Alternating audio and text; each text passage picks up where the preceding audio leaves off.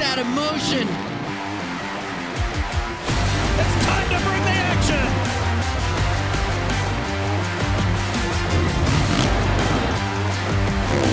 Around the outside. Masha, boom! We can touch the sky.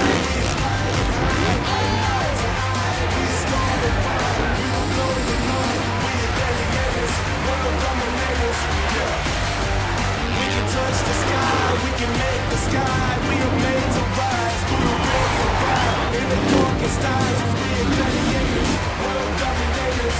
Yeah, we are soldiers, we are heroes, we are fighters, we are soldiers, fire, through the waves, we are gladiators, world dominators.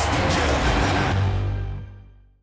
Every season in this sport starts with excitement, hype, anticipation of what we all think is going to be a whole new era of great racing. But in 2023, we have actual documented proof, like right here, what you're watching, a whole new look for the sport, SuperMotocross World Championship, Monster Energy, Supercross, and Pro Motocross all coming together. And that leads to the creation of this SMX Insider. Jason Weigandt, Daniel Blair are going to be coming your way every week with our show. We're getting you the scoops from the racetrack to lead you into each week's race. Should be pretty fun. That's right. 31 rounds of Supermotocross are coming your way this season, but we're going to kick it off right here in Anaheim at Media Days. And Jason, a lot of my friends and family, they'll hit me up. They say Media Days. You go to Media Day every year. What is Media Day? Media Day is the calm before the storm, where the riders get to come in, different mindset, different mood. They're not racing in the stadium. They're just hanging out and going through an entire process, getting ready to do photo shoots and video and hero shots and all the fun things that you see on television. We do that all here in Anaheim a month before the season starts. Yeah, and then that gives us access to the riders, where we can begin our pure and rampant speculation without any real data, because we don't have any results to go on, which is what makes the beginning of the season so exciting. But we get to interact with these riders all week long. So it's our last chance to get that scoop that we try to bring you on this show every week to kind of see what's been happening, because everything's under the radar at this time of year until this week. That's right. There's stories that are kind of building over the last month or so, but when they all come into town, we get a chance to talk to them in what I believe is the best environment all season. A calm, fun, playful mood. The riders are joking, having a good time, and we start learning about all the things that have been happening in the off-season as we focus in on Anaheim 1. 31 races this year for Supermotocross. It's going to be incredible. We're going to learn so much more about it. Ricky Carmichael is going to join us on set to talk about this format, what we might see this year. But again, I can't say it enough. The mood here is what's the most fun. Hanging with these riders when they don't have to race. You know how big the pressure is once we get to Anaheim 1. But on this day and on this week, they're fun, they're playful, and it's a rare glimpse into the other side of these Supermotocross heroes of ours. But enough fun, enough fun. We're going to get serious on this show. It is time for 30-second board. We're going to do this every week. We're going to bring topics, rapid fire, and we're starting right at the top. Eli Tomac, you want to talk Supermotocross World Championship, combining Supercross and Motocross together? Eli Tomac's already done it, Daniel. He won both titles last year. Can he win again, though? Is he the favorite? Can he do it? I think he can. Now, he could have sailed off into the sunset after that incredible 2022 season, but luckily for all of us, he is back and he wants some more. The big question to me is, how does he deal with the month of January? We're in the open stadiums. We're in California. You know the story. Once you go east is when it gets serious. If that team can get that bike right in the month of January and Eli Tomac is in striking distance of the lead, I think he's okay, but that's the big test, the month of January. Yeah, I know everybody's watching this saying, duh, can Tomac win again? Well, obviously he's capable, but this bike is all new, and we have seen more often than not lately, new bikes usually are a step backwards compared to the well-developed bike in its final year of development. So that's the curveball being thrown at Tomac. So that'll be interesting. Yeah. Now, Ken Roczen comes into this season on what team? What he team is he on? know. He doesn't even know. Now, here's the cool thing. He has ridden every single bike. He's ridden quads. He's ridden jets. I don't know what the heck he's doing. But he's going to be here at Anaheim Weege. Is he going to be competitive? The rumor is the closest, I guess, odds are that he would be back on a Suzuki, which is old vibes. Ken had a lot of success, amateur days with Suzuki, RCH Suzuki, winning a lot of Supercross races and a motocross title. But that bike has not been updated in a long time. Most will say that it is not the latest technology. So it all comes down to, is the familiarity enough, or does it even matter? Maybe Ken's just going to have fun, and the standards of win a title or bust are gone, and maybe just that alone makes it a successful season. Happy Kenny is good Kenny. Sad Kenny is bad Kenny, and right now he is super happy. Go check him out on Instagram. He's dropping stuff every single day. If he's happy at Anaheim 1, don't be surprised if he wins. Now, believe it or not, there are even freer free agents than the free agent that is Ken Roczen. There are some riders that are still unsigned. Joey Savacci, who had a very good rookie season with Monster Kawasaki a couple years ago in the 450 class, doesn't have a ride. And he has said, I'm not riding on B-level equipment. I know what it's like to be on a factory bike. I want to keep it, which leaves him nowhere right now. I sympathize for this man. I mean, he's the 450 Rookie of the Year a couple of years ago, and he's bounced from team to team, never has that familiarity that he would like, that he would probably need to take that next step. So the big question is, where does he end up? Does he wait on this thing? Does he wait a month and see if anything opens up out there? Does something open up at Kawasaki? We keep hearing these weird rumors about Adam Cincerella. Yep. Every time we go on Instagram, there's Adam Cincerella riding Supercross. Yet there's this persistent rumor that this arm numbness problem he's had for years is still not fixed, and he might not be able to race. I see him ride. But that Savacci-Cincerella roller coaster keeps on rolling. You hearing the same thing? I am hearing the same thing, and I hope for Adam that is not true. I hope he's here at Anaheim 1 ready to go, and I hope he comes out and wins the thing. That's what I hope. But I keep hearing that rumor, and if there is a situation there where he is not able to go, Joey Savacci is the perfect candidate to take his spot. He's already ridden for that team multiple times. Again, Rookie of the Year for that team. So for Joey Savacci, a guy who I think ceiling is so much higher than he's shown, I hope he's ready at Anaheim 1. But if he is not at Anaheim 1, don't be surprised if he's waiting this thing out to see if something opens up and able to get in there midseason. Okay, but there is good news if you're a free agent on the sideline. Sometimes the greatest of openings do open up. I don't think anybody had Colt Nichols being part of Honda HRC Factory 450 6 months ago. So Nichols points out of the 250 class, crashes out of Anaheim 1 last year, does not race all season long. But because Roczen and Honda can't see eye to eye, an opening was there. But he's a rookie who has to prove himself. He's got a Supercross-only deal to try to prove himself to Honda. Beggars can't be choosers. That's what I'll say for Colt Nichols. Look, you had a really bad deal here last year. You didn't get to win that second 250 championship and put on display who you really were. Show the 450 teams that you could be a 450 guy. He sits out the entire season, and you're thinking, man, what's he going to do? And then the Honda ride opens up. So for Colt Nichols, yes, you're under a lot of pressure. It's not ideal to be a rookie on a Supercross-only contract, sort of a tryout deal. But for Colt Nichols, he's a talent. He's a hard worker. He's a good guy. I'm all in on Colt Nichols. I think it's going to go better than expected. Okay, we have a non-free agent that doesn't have a deal. Does that make sense? No. Okay. No. Justin Cooper is for sure part of Monster Energy Yamaha Star Racing. Justin Cooper cannot race 250 Supercross any longer. He's pointed out of the class. Justin Cooper doesn't know what he's going to be racing in 2023. Bobby Reagan, and I'm talking to you right now. Let him race. He won you a 250 Supercross Championship. He won you the Motocross of Nations. He's going to be part of your future more than likely. Look, he's still young and developing in a class that he's going to be good in. Just let him do it. It's the Wild West over there. You got like 500 riders on your team. Let Justin Cooper race the 450. It's as easy as that. Yep. 3-rider team. Dylan Ferrandis, Eli Tomac, Justin Cooper. And if I hear anyone say, but Cooper's a smaller guy, he can't ride a 450. I don't want to hear that. Not you, but we have Ricky Carmichael sometimes come on this show. Yeah. You don't have to be tall to do well on a 450. Let Justin Cooper race. Speaking of Cooper, a different Cooper to talk about. There is no rider in my mind that has a wider window of potential than Cooper Webb. This is a 2-time Monster Energy Supercross champion. He could win the title this year, not a surprise. He could struggle this year, not a surprise. So I want to nail you down. The window of potential is this wide. Daniel, how's Cooper Webb going to do? Well, I would say without any bias whatsoever, Cooper Webb's going to win all 17 rounds of Supercross, all 11 motocross, the SuperMotocross Championship. What? Daniel is the team manager for the Orange Brigade KTM amateur program, so he is part of the family. So you cannot speak on this topic unbiased, all biases aside. They're right here on your side. Okay. Really, how do you think he's going to do? Come on. Well, I think he's got some. I know. I'm sorry. I think he's got something going for him right now, which is there is no new bike. That was last year. They got another year of development on it. Things are getting better, and he's back with Alden Baker. Now we know last year he was riding a new motorcycle and left his coach and trainer. I don't think you can do both those things at the same time and have success. So I think he will be better in 2023. The question is, how fast will he be? Because when he won his championships before, he was able to one-on-one just get dirty, get gritty, fight it out, play a lot of mental games. But now you have Chase Sexton's crazy speed. Anderson's flying again all of a sudden. Eli Tomac's going faster than he's ever gone in his life. So Cooper Webb, the one-on-one fight that he likes to do and win championships with, that's not going to work this year. He needs the speed. If he has it this year, coming into the season, he can win this championship, but he's got to be faster. You just did the right thing. You kind of gave him a little fire, a little motivation, because that's when Cooper Webb is at his best. That was for you, Coop. Yep. Yeah, Daniel doubts you. Prove him wrong. All 17 rounds winner. Oh, he doesn't doubt you. Let's give you the schedule of all the racing here. Of course, it's going to start right here, Angel Stadium at Anaheim. That's the opening round. There'll also be a second Anaheim.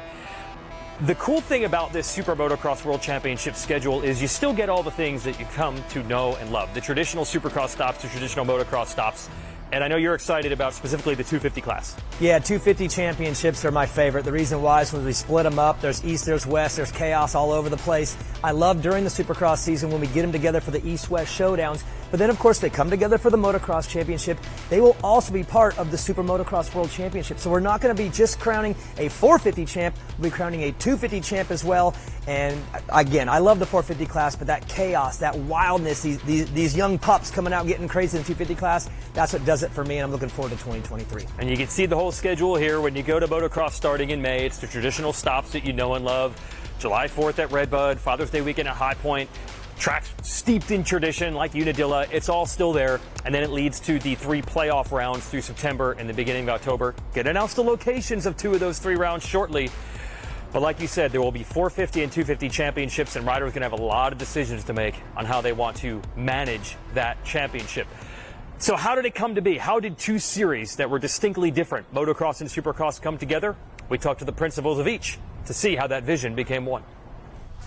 One of the most exciting things is the ability to work with Carrie Coombs, to work with Motocross and Supercross, and really have a collaboration on what's best for the sport.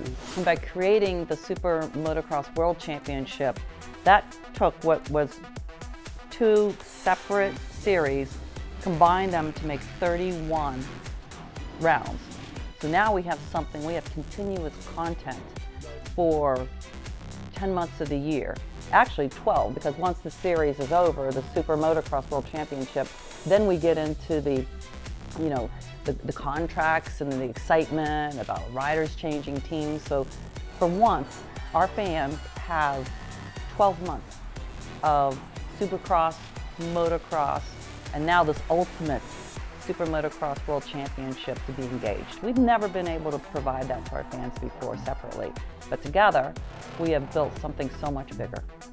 I don't think there could be a more significant step than MX Sports and Feld Motorsports coming together for the overall sport of Supercross and motocross. Both disciplines are unique and have their own history, but by putting them together, what you're doing is you're creating an opportunity for all the athletes, for all the teams, for the fans to have the best of both worlds. It is global. We have a lot of international riders, and that's growing all the time.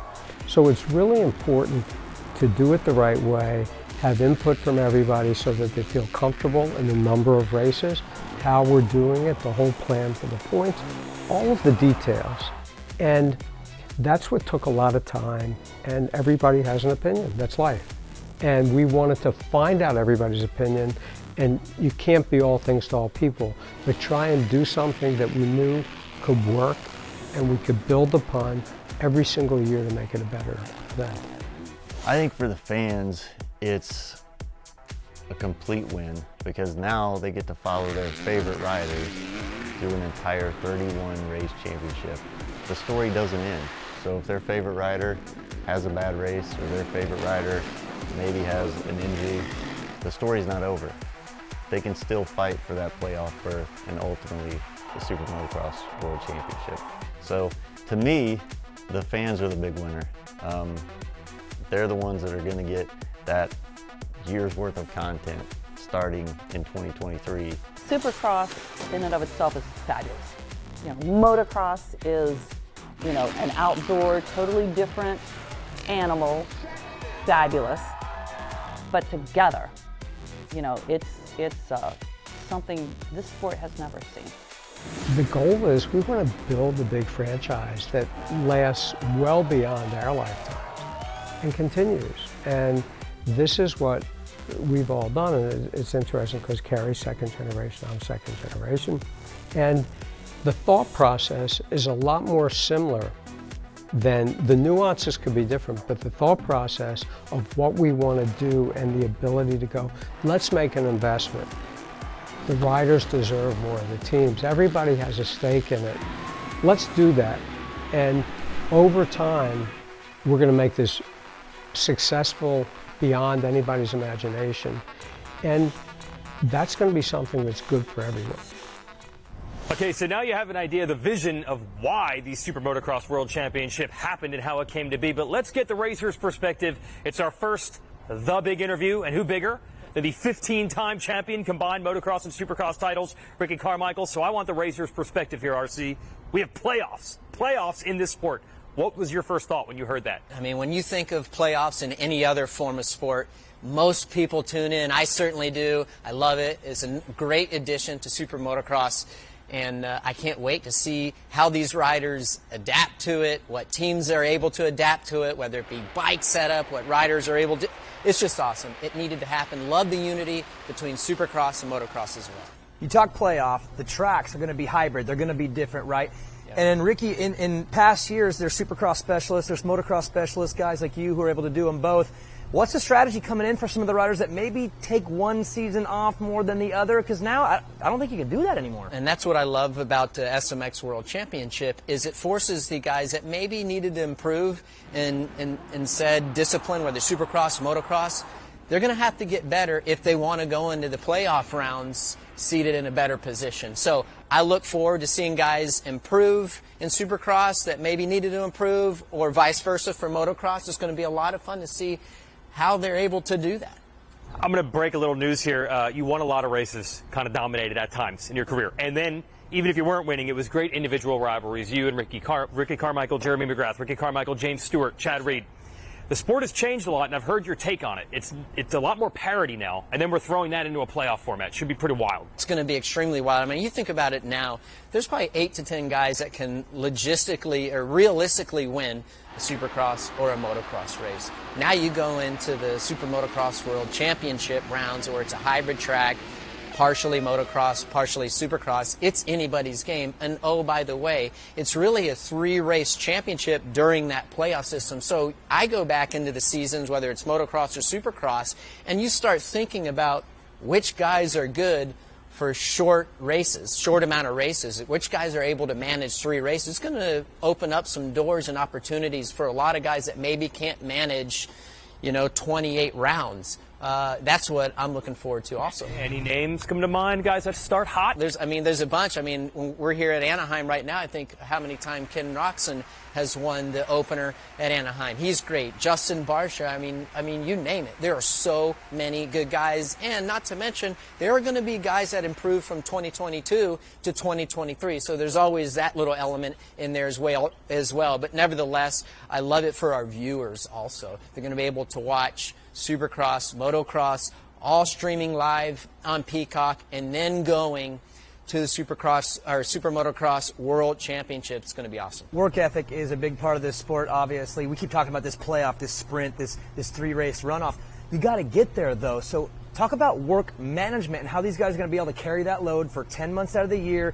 You're going to have peaks and valleys, but they're going to have to be pretty steady along the way, right? Yeah, I'm looking forward to your point, actually watching these guys, how they manage the championship, how they manage Supercross, how they manage motocross to give themselves the best shot going into those playoff races. I think some guys are going to be better than others because they're really good at managing longer series, and I'm looking for guys to really step up and take this as an opportunity to get better and be able to manage longer races, longer series. So it's going to be a lot of fun to see. Still, the best guy is always going to win, but I love the point system too in the playoff rounds. It's awesome. Hey, you have single points the first round, double points the second round, triple points the third round, really forcing these guys to perform each and every round. It's just not a flop shot at the last round. Okay, so we're looking at a pretty mad scramble there at the end of the year, these last 3 races. That's exciting. We do not need to hype up the opener here at Anaheim for Monster Energy Supercross. That's the hype race, no problem. But oddly enough, you never won. So what was the problem? I hated the opening round, and everyone was riding out of their minds better than they probably really are. And I hit the deck a couple of times when I had some great opportunities to win the opening round here at Anaheim, but never could seal the deal. I always just wanted to get out here, at least on the podium, if not the podium, top 5. The fans know that predicting races is your thing, right? He's the best at it. He loves it every week. So now's your chance here, before we even kick this thing off. SuperMotocross World Champion. I mean, you know I ain't predicting that, but I will tell you, if Jet Lawrence graces us with riding the 450 class in the opposite coast of Supercross, I think he has a good shot to win one of those races. There's your prediction. Is that good enough? You predicted a Is that go. good So enough? your prediction is something that we probably won't even see. I don't make predictions. I give my analysis on what the riders are doing. That's what he does. Ricky, thanks for joining us. Looking forward to Anaheim and a great year of SuperMotocross. We're actually going to take you all behind the scenes, behind the curtain, so you can see what Media Days is all about. And it's going to start with a Jason Weigandt walk and talk. Ah, there you go, American flag with Chance Hymas. So let's show how difficult it is to put together a photo shoot. We're gonna do a fit check with our victim, Hunter Lawrence. So what do you need when you're coming to Media Day? Sometimes it's pit shirts, sometimes it's casual clothes, sometimes it's hats, sometimes it's gear. Hey, first of all, we're gonna do a fit check. You know me, I'm a style guy. Big style cat. Big style guy. Style cat. But first, I want an off-season update. How are you feeling at the test track, the bike, the fitness, all that? Give it to me. Well, as you know, every year, the bike's better. Okay. I'm better. Okay. I feel great. It's just everything's better. Okay. You know, it's always the way. You know, Yes. I could have had my worst preseason yet, but you guys wouldn't know because the bike's better, I'm better, everything's better. Yep. You That's what know, I expect. The weather's better. Everything's better. Regis' hair's getting better. The fit's getting better. Check. You know, the fit's getting Well, better. we started real low on that one. So you're faster than ever at the test track, coming in more prepared than ever. Unbelievable. Okay, we got that on the record. Now, give me the idea of the fit check when we come to Media Days. What do we need? So they generally require some pants. Oh, really? You know, they don't recommend going pantless. Yeah, that's okay. So we got the A-Stars. All right. The red and white edition, Honda Okay. collab, you know, it's extremely, limited run. Let me guess, matching jersey. You catch Yeah, on yeah, fast. I'm getting You it, I'm catch getting on it. fast. So this Yeah, one we got the same matching kit, all sponsors on there, keeping them nice and interesting. happy. Red Yep. and white, as they said, match the kit, always works better. Figured this out. So that's What else we got? What do we got? What do we got? Oh in the yeah, I back? forgot. This Yeah. is what ties it all together. Yeah, there will be no riding today, but my point is that you still This have is to bring the what gear ties as it if all that's going to together. happen. So you need a Oh, helmet. beautiful. They're going to Okay. want to see a helmet. So you got Okay. to have a helmet. Helmet pads are optional. I prefer helmet pads. Again, Because you're optional. not actually wearing it today. Yeah, but it's optional even when you're riding, Is this top secret right here? Well, yeah, so just in case one of us trips over or crashes at Media Day here, we have a spare peak. It's the same Peak. peak visor, whatever you want to call it. You have a spare visor for Spare Media Day. visor. Everyone Okay. knows we like to lose these things. I wasn't going to say it bullet-headed. Yeah, Yes. yeah, we like to crash sometimes. So in case Jet trips over and headbutts a wall or I trip him over maybe or something like that, we got backups. Okay, we They got like peak. to idiot-proof us. We got goggles? We got goggles? Yeah, we got goggles. They're coming. Okay, goggles are coming, and we got On the boots. way. So we'll have Boots gear, there. even though there'll be no riding today. Oh, and other looks. So one other thing they require is gloves. So they're going to okay. want to see gloves. Okay. So you don't get your dirty fingernails in the shot. They want gloves. So that's everything. Kit check, fit check 101, what it's required for Media Day. Hunter Lawrence, very good. Yeah, it's almost like they're going riding today, except they don't even have any motorcycles. Okay, next stop is in-stadium content. When you're watching opening ceremonies on the big screen, this is where the rider interviews and sound bites come from. It's this room. Victim is Jason Anderson, so he's going to read a very long list of pre-prepared one-liners that they can then take all the riders' scripts together and create a really cool storyline, and they can change it throughout the year. So they got the blue screen, I guess because he wears a lot of green. Would that be true? Do you have to use a blue screen because he wears green? Yep. I just learned something technically. They got it mic'd up, and then they're going to have a giant sheet. Here we go. And then, this is the giant sheet of questions, and every single rider has to do things. Welcome to City, what's up, City, and all these things to get the fans pumped up on the Jumbotron. We'll see how JA21 does. Supercross fans. Supercross fans. What's up, Supercross fans? What's up, Supercross fans? Are you guys ready to watch some racing? Are you guys ready to watch some racing? Me? I'm ready to win. Me? I'm ready to win. Okay, our next stop on the outside of the door says AMA, but it's a lot more than that. So we do have Mike Pelletier from AMA. What's up, Mike? What's going on? Good job, Team USA. Yeah, thanks. Yeah, okay, still rolling on that? Still rolling on that. Still rolling until next year. So the reason they have this room, this isn't media training per se, but it is to let the riders know everything that has changed in the rule book, and that includes the Alpine Stars medics team and also the anti-doping code before the season, so they don't get to say, I didn't know the rule changed. So you tell them up front. Yep. And also, this is, you told me, this is a friendly environment. They're not coming to the truck because they rammed into someone on the track. It's all good today. Exactly. Yeah. This is where we can discuss it, go over new rules for the season. They can ask questions they might not want to ask outside or during the racing, or they might think of something new here. Yeah. And we go over that. We also go over the new medical. They're always an open door, and we want to explain how that works. And then our new anti-doping program with Aegis. So we're excited about that. Oh, yeah, absolutely. Okay, so Tom Carson and Dr. Ryman have been a part of the Alpine Stars team for a while. So you, Dr. Ryman, go over the concussion protocol? Yes, we go over the protocol. We also go over and let them know we are their friends on the track. We're there to get them back if at all possible, so they don't hide things from us as well. But we go over, particularly for the new riders, that it's a mandatory protocol, unlike it on the amateur level. I see. Yeah, so a lot of it is, nothing's probably changed year to year massively, but new riders come in. We tweak it every year to make sure we're up on the standard of care of what's being done in every other professional sport. Makes sense. And speaking of that, we have new anti-doping. So are you just prepping the riders to what the expectations will be? Well, we go over the new policy that was created and our partnership with AMA and Aegis Sciences Corporation in Nashville, Tennessee. So. Okay, all right. Well, welcome aboard. Thank you. This is a friendly environment. Nobody's hurt right now, and no one's in trouble. Everybody's welcome. Everybody's welcome. And don't say you didn't know about it, because they're here today to tell you. Yes.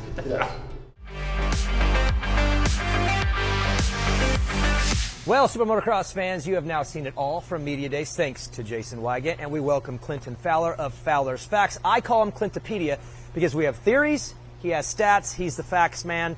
Clinton, welcome to the show. Thanks, Daniel. Glad to be here. So 2023 is coming up. It's very exciting. Everybody's fired up. Again, we have theories, but you have a better understanding of what it takes to be a champion. We're going to cover a couple different things this season, but we're going to start right here, a month before the championship, with some stuff. The big one for me is what it takes to not be a champion. You can't be a mistake maker. Yeah, making mistakes is bad news. If you look at history, you look at the last 5 champions, you take Jason Anderson, 2018, he lost 3 positions in 2 races. You look at Cooper Webb, 2019, he lost 2 positions in 1 race. The Pinnacle 2020, Eli Tomac, no lost positions in any races the entire season. I'm going to break this down. So when you say Anderson lost 3 positions in 2 races, you mean in the entire 17-round Monster Energy Supercross Championship, only 3 positions from where he started to he finished lost all year? That's it, the entire season. 2020, Tomac, 0, none, no lost positions. From where he started in all 17 rounds, he never finished worse than where he started at any point. Yep. Okay, that's a high standard to live up to. And a formula. Yes, easier said than done. And this dovetails perfectly into what I wanted to ask you about. It looked like Tomac had this title on lock in Supercross for most of last year because he had that big points lead. He ends up getting hurt. And then we look back to Anderson mid-season. That's when Tomac got that lead. And we didn't know Tomac was going to get hurt. But if you give Anderson 1 race back, this whole thing looks different. Yeah, I mean, a phenomenal season by Jason Anderson, right? To win 7 races, 3-time fastest qualifier, leads the most laps, leads the most main events in the entire season, but somehow doesn't come away with the championship, right? And the issue is, as you said, he goes to Daytona, goes to Detroit, goes to Indianapolis, and he lost positions at each one of those things, and/or had a run-in, right? If you look at it, between those 3 races, he lost 24 positions. You multiply that by 2 points, there's 48 points. He entered that into Daytona down 6, exited down 51. Like those lost positions are huge from the points total. Now for Jason Anderson though, he's a seasoned vet, so he does know how to do things right. He just had a couple things get away from him last year in the 2022 season. I want to talk about Chase Sexton, a rider that we're all very high on because we've seen the speed, we know how talented he is. It's time for Chase Sexton to put it together, but he doesn't know that formula yet in the 450 class, but he does know it, right? Let's see, 4-time fastest qualifier, 6 times set the fastest lap. He won 1 race last year, but he led 7 of them, right? He unfortunately threw away 3 leads to crashes, and so he had some struggles. He had some struggles around losing positions, made some mistakes at key points in the season. Those lost positions, he had 40 lost positions over the 7 races he lost in a race. In the 450 class, it's a steeper learning curve. Of course, he's in year 3, but what happened year 3 of his 250 career? Well, maybe he can repeat it for his 450 career, but in 2020, in his 3rd season in the 250s, he had a perfect perfect 9 races, no lost positions. So maybe he repeats that for year 3 of the 450s. I like how we marry the quantitative and the qualitative. Right, the numbers don't lie. Sexton lost positions. That doesn't mean he went slow and got passed. We can go back to Anaheim 1 here last year. He was battling for the lead with his teammate Ken Roczen. He crashed. He lost several positions there. That's what we're talking about. On a chart of points and positions, it just shows numbers. But we know the problem for Sexton. Not that he wasn't fast enough and got caught. He has to stop the crashes. It's that simple. Yep. So interesting how this breaks down, and I know you're going to bring this to us every week. You got something planned for our next show? Yeah, we're going to talk about Jet Lawrence and how he stacks up against some of the all-time greats. Okay, all right. So Jet Lawrence, already starting to get some all-time greats talk. Generational, perhaps? Yeah, I was the first to it. Okay. Oh, now we're just saying it's a thing. It's already been coined. It is coined. Okay. Those kind of things, and we're going to bring you. We are the SMX Insiders. Jason Weigandt, Daniel Blair. We're bringing this show every single week. We'll bring on Clinton. We also want to thank Ricky Carmichael for joining us for the big interview. We had another great one lined up for our next show. As we get you ready, 31 races, Monster Energy Supercross, the Pro Motocross Championship, and the SuperMotocross World Championship playoffs all coming your way. Thanks for joining us. We're just getting started. Show's going to get better every week. Racing's probably going to do the same. Thanks for joining.